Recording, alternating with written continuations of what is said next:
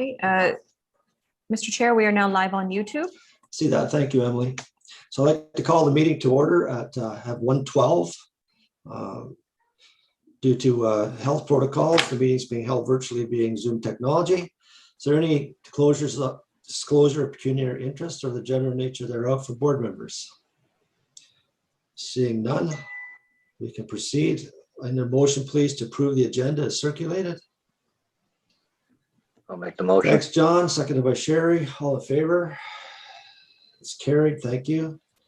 And 4, we need another motion to approve the meeting minutes of April 28th, 2021. So moved. Thanks, Sherry. Seconded by Aaron. All in favor? That's also carried.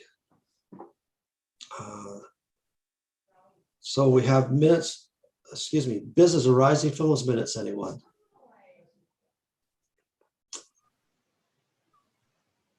I have none either. We have no delegations and no correspondence, so we're all the way up to staff reports from our manager, Animal Control, report for May 26, 2021. Hi, Elizabeth. Welcome. Hello. It was slow for the animal control report. We only had 2 complaints in the month of April. They were both from Hamilton Township. There were also 2 complaints from Coburg, but Coburg Bylaw has been requesting any complaints that we have come through our office here. So the 2 complaints to Hamilton Township were both of dogs at large. And we've spoken with the one owner, and they've got their dog's current rabies vaccination and municipal dog tags, and they were given a warning. The other complaint, we still haven't received the email from the complainant about who they were complaining about, so we're still waiting on that. So that was all. Were there any questions on the animal control report? Anything from board members? I'm seeing head shakes all the way. Thank you. We'll take a motion to receive for information. I'll make the Thanks, motion. John. I can't see Aaron. We need a seconder for that. There we go. I'll second that. Thank you, Aaron. If there's no discussion, then all in favor? That's carried. Thanks, Elizabeth. 8.2, our stats for May 26th. The dog intake for April was only 7, which is the same as 2020, but half as many still as 2019. So we're finding with the COVID that people are keeping hold of their dogs. The 5 dogs of the 7 that came in were returned to their owner, and the 2 remaining dogs are just waiting until they can be neutered and vaccinated, and they're receiving a bit of medical treatment right now for just worms. And the average number of dogs, the days that the dog's remaining at the facility has decreased, and it's now about 3.8 days that we see a dog in the facility. 16 cats enter the facility, which is up from last year, which the last April we only had 3 in cats that came in 2020.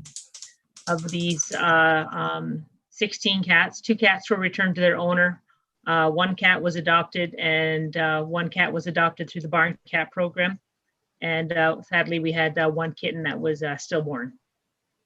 So the average number of days a kitten remains in the facility is up from last year, and the average number of days a cat is in the facility has been dropping, but remains high at 39 1/3 days. So on April 30th, there were 2 dogs and 16 cats and kittens in the facility. So we're continuing with the area patrols, and going to the problem areas now that the warmer weather has arrived, keeping track on those places. And we still remain closed, but we're doing by appointment. And we're meeting the people outside so that there's no, that they're not coming into the building if they don't absolutely need to. Any questions?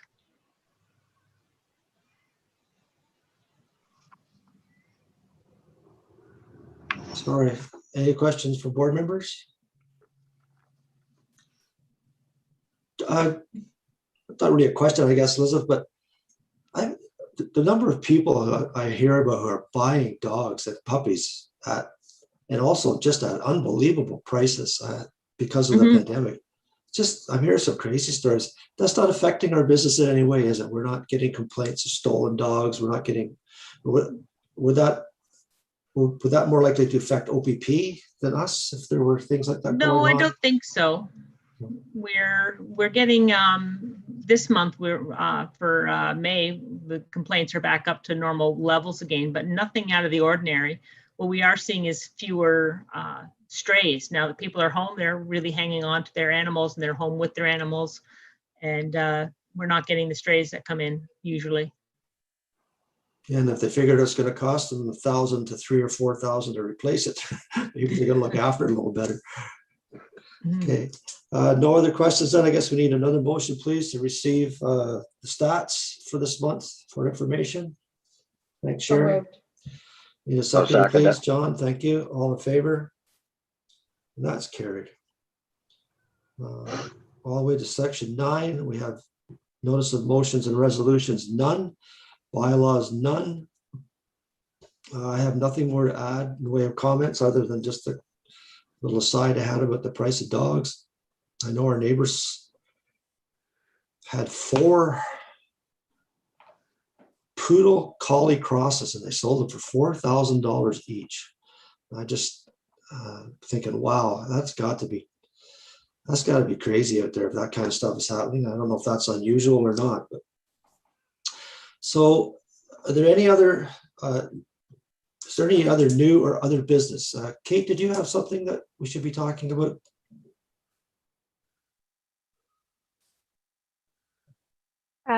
I wasn't sure when to bring it up, but we did intend on having the hearing for Francine Diot at this meeting time frame, at this meeting date.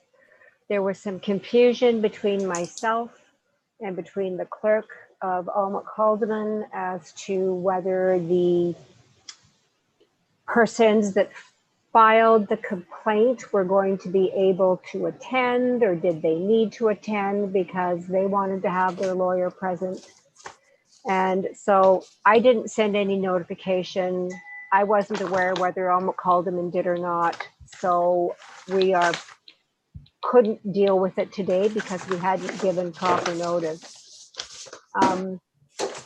I kind of had rather than them waiting, rather than Francine waiting for a whole month, if the board was available prior to our next special meeting, which is June the 3rd at 10 in the morning. But Daphne and I are estimating that the meeting might take an hour only because they're involving their legal counsel. This is a case where this has been going on for quite some time, like it's well over 6 months and they haven't had a hearing.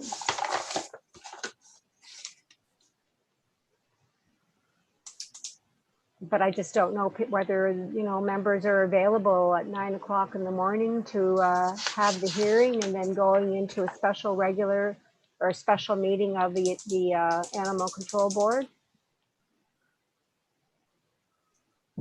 Leave it open to members. I don't know who's available. I could be. I'm just Yeah. looking for availability, and then we'll try to see if Francine and the other party are going to be available as well. Yeah, I can be available. I'm available, Bill. Okay.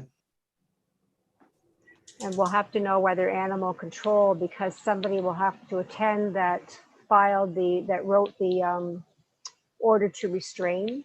And I'm not sure. I think there might have been some tickets with that, Elizabeth. I'm not sure. Yes, we can make sure whoever is can be here, whatever day you pick. Okay. Okay, so do you want me to then go ahead and make arrangements? We could try. Are we Okay. going to get some? Like I don't know anything.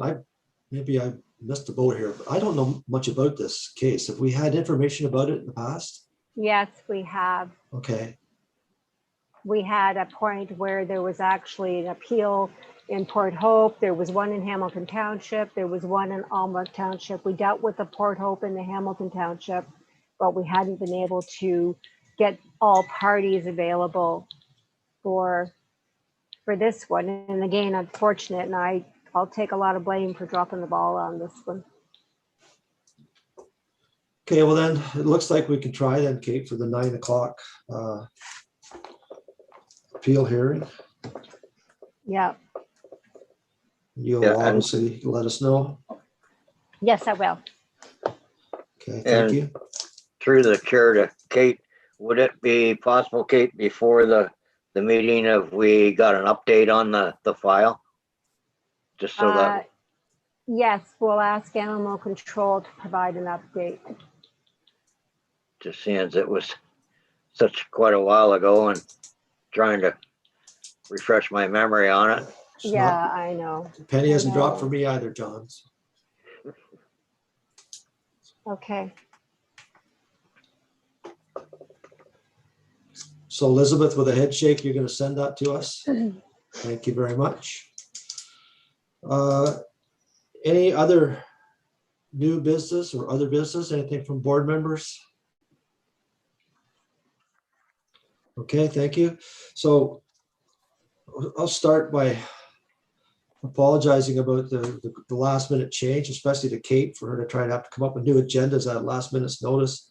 I did have a phone call yesterday, and the information that came in to me by email must have come in just minutes after I went out to work it for the afternoon. So I did not get that email until much later at night when I sent it to you guys. So that's the delay.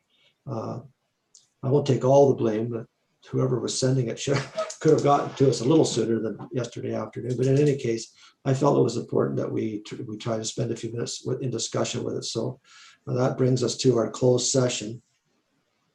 And we'll be looking for a mover and a seconder to go to closed under section 239, subsection 2 of the Municipal Act. B, personal matters about identifiable individual, including municipal or local board employees. And subsection 1, a trade secret or scientific, commercial, financial, or labor relations information supplied in confidence to the municipality or local board, which if disclosed could reasonably be expected to prejudice significantly the competitive position or interfere significantly with the contractual or other negotiations of a person, group of persons, or organization. And that would be with regards to our MAS operations. So can I have a motion, please? Thanks, Aaron, and seconded by John. All in favor of the closed meeting? Thank you.